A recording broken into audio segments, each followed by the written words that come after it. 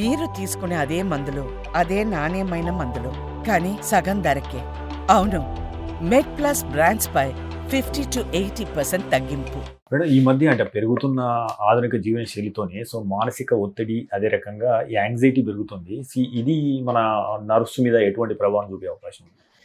Stress related అనేది మనకు medical ప్రొఫెషన్లో ఎంత కామన్ అంటే, మనము రోజువారీగా అన్నం తినాలి లేదా మంచినీళ్ళు తాగాలి అనేది ఎంత అవసరమో, ఒక పర్సన్ మన దగ్గరకు వచ్చినప్పుడు ఏ ప్రాబ్లం అయినా కానివ్వండి, అది brain related, heart related, kidney, anything, stress ఎంత ఉంది అనేది మనం అసెస్ చేయకపోతే అది చాలా దారుణమైన విషయం. ఎందుకంటే స్కూల్ పిల్లల దగ్గర నుంచి తీసుకొని ఆఫీసులకు వెళ్ళే వాళ్ళు, ఎల్డర్లీ పీపుల్, ఈవెన్ వాళ్ళు 80-90 ఇయర్స్ వాళ్ళు అయినా కూడా ఒంటరితనం వల్ల కూడా స్ట్రెస్కి లోన్ అవుతున్నారు. మనకి స్ట్రెస్ ఎవరికి లేదు, అందరికీ ఉంది. కాకపోతే ఎవరు దాన్ని ఎలా రిసీవ్ చేసుకుంటున్నారు అనే దాన్ని బట్టి వాళ్ళ హెల్త్ అనేది ఎఫెక్ట్ అవుతుంది.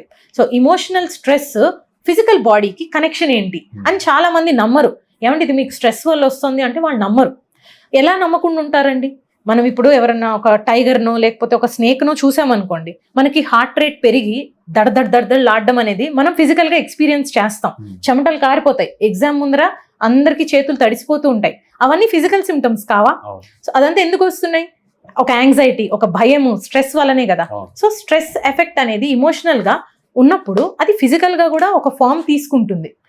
కొన్ని రోజుల తర్వాత అది కొంతమందిలో పెయిన్ కిందన, కొంతమందిలో ఏంటంటే పానిక్ అటాక్స్ లాగా, ఊపిరి అందకపోవడము, లేకపోతే తలనొప్పి, తల తిరగడం, ఇట్లా రకరకాల ప్రాబ్లమ్స్తో మా దగ్గరికి వస్తూ ఉంటారు. ఒక్కొక్కసారి ఏంటంటే చాలా అక్యూట్ స్ట్రెస్కి లోన్ అయినప్పుడు వాళ్ళలో ఈ బ్రెయిన్ స్ట్రోక్, హార్ట్ స్ట్రోక్ కూడా కామన్గా వింటూ ఉంటాం.